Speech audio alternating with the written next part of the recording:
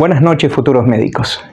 El día de hoy quiero compartir con ustedes el enfoque de un paciente con diarrea, pero en un servicio de urgencias. Cuando estamos en un servicio de urgencias, nosotros estamos frente a un paciente que está con escozor, con malestar, con dolor, con ansiedad, un tanto deprimido, desesperado, y no es un paciente al que nosotros podamos sentarnos y hacerle una anamnesis extensa. Eso lo podemos hacer en el piso, pero en la emergencia no.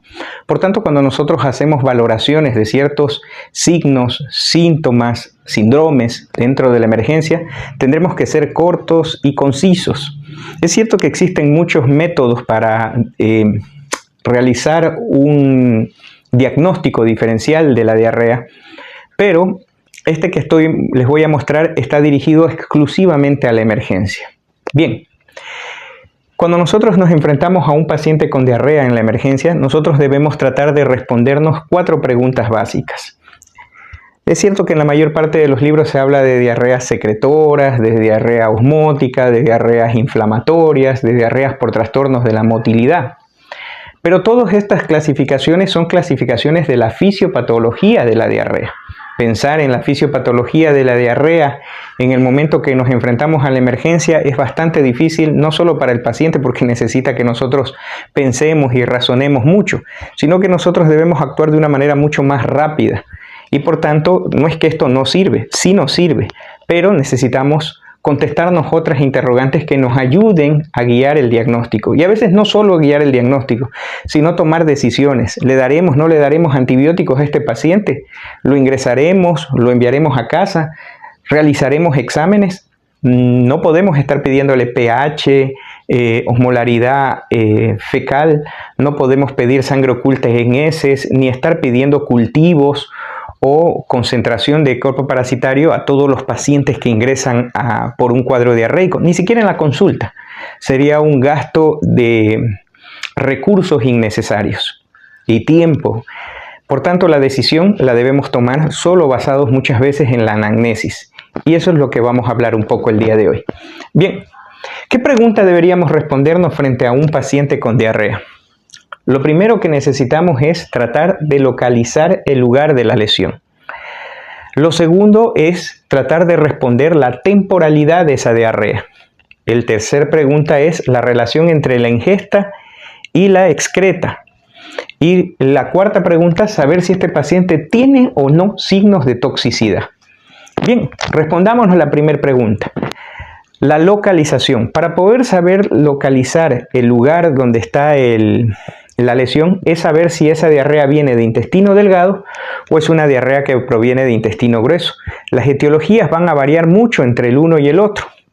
¿Cómo sabemos si una diarrea viene del intestino delgado? Le preguntaremos al paciente por el volumen y la frecuencia de la diarrea y veremos si hay o no signos de deshidratación, ¿sí?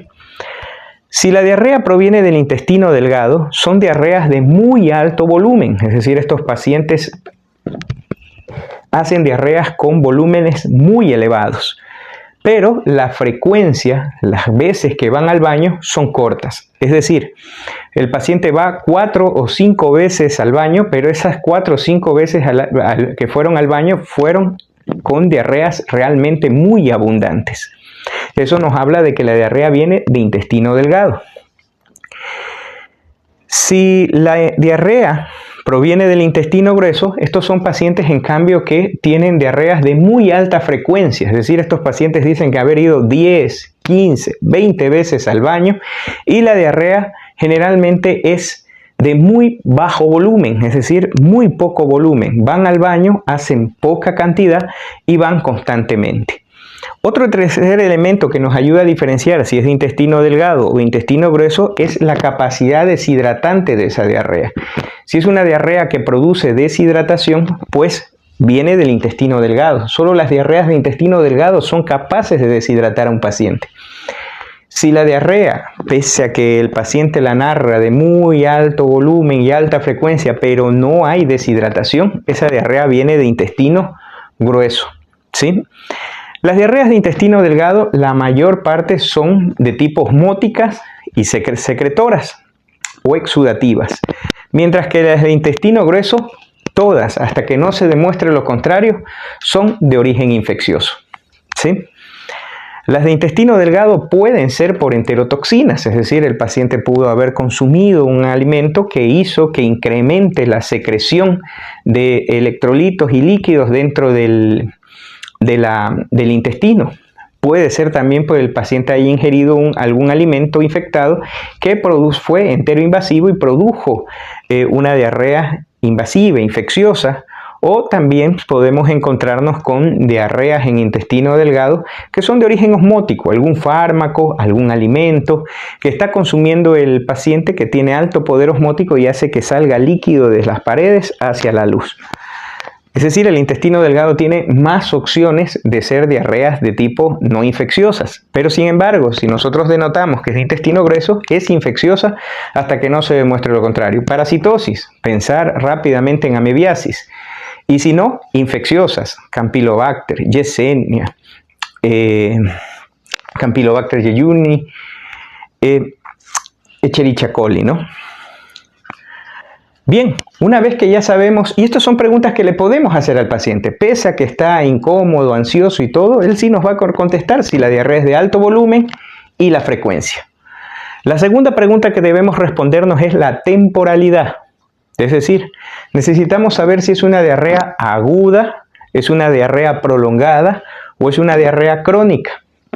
Si es una diarrea aguda, es decir, una diarrea que tiene una duración de 2 semanas, nosotros pensamos en procesos infecciosos, hasta que no se demuestre lo contrario. O es enterotoxigénica, o es tóxica o infecciosa, ¿sí?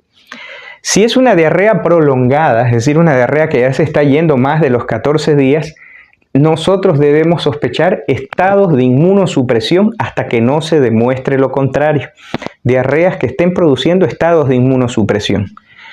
Y si es una diarrea crónica, ya no podemos pensar tanto en agentes infecciosos, salvo que todavía tengamos la sospecha de que sea una inmunosupresión, pero ya debemos sospechar en trastornos funcionales, como por ejemplo síndrome de intestino irritable, los pacientes por ejemplo que sufren de gastritis, los pacientes post-colicistectomía, pacientes que se hayan hecho por ejemplo cirugías derivativas.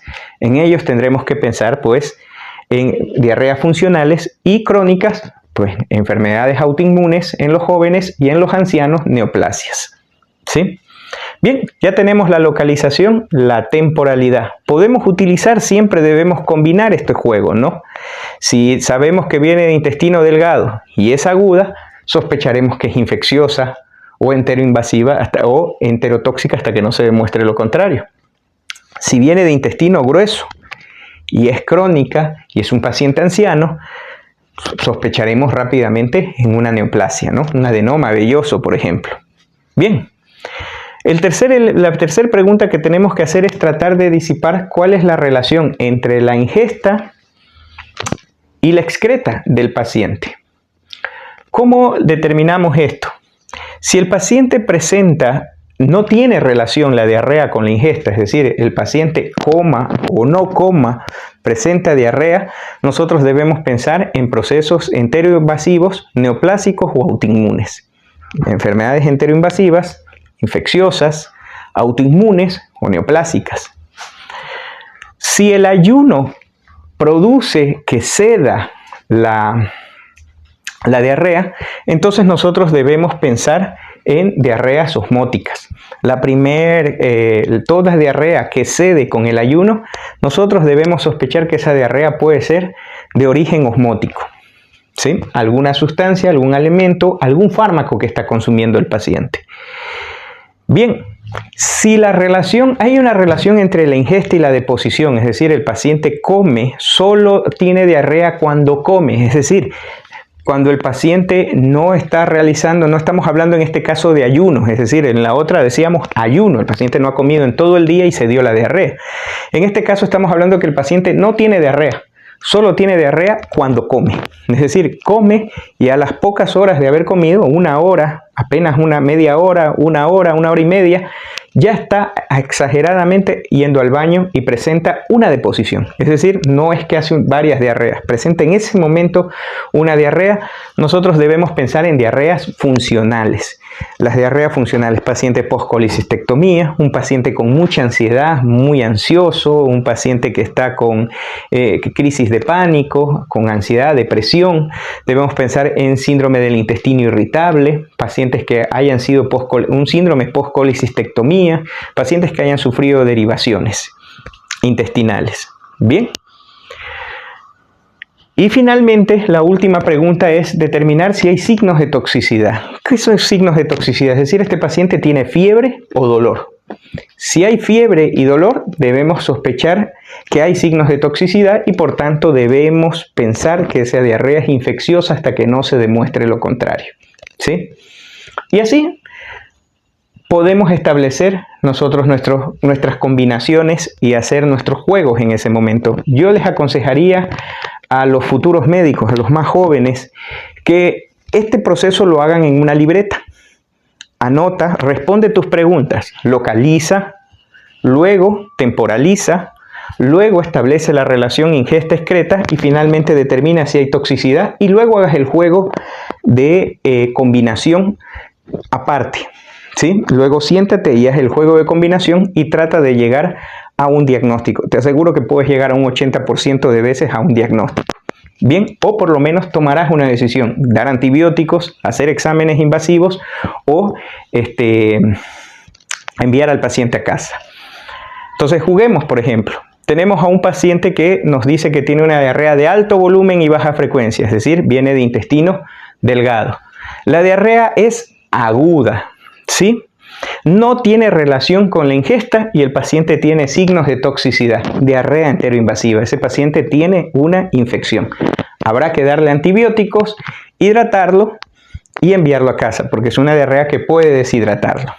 No, es un paciente que viene con una diarrea de bajo volumen, alta frecuencia, no deshidrata, es decir, viene del intestino grueso, es crónica, no tiene relación con la ingesta y tiene fiebre y dolor.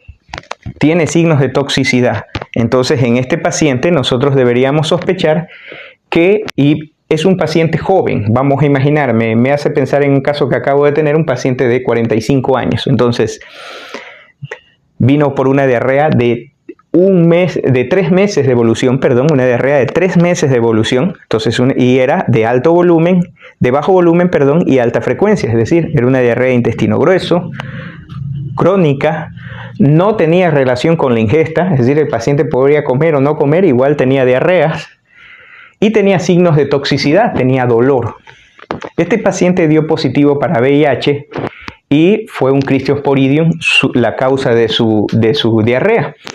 Por tanto, así tenemos que jugar con el diagnóstico. O sea, podemos ir respondiéndonos las 4 preguntas, nosotros podemos llegar a un diagnóstico presuntivo. Como les digo, esto se aplica para la emergencia. En la emergencia podemos hacer estas preguntas: localizar, temporalidad, relación ingesta-excreta y toxicidad. 4 preguntas. Tomar una decisión, porque a veces en emergencia, aunque no tengamos un diagnóstico, tomamos una decisión. Bien.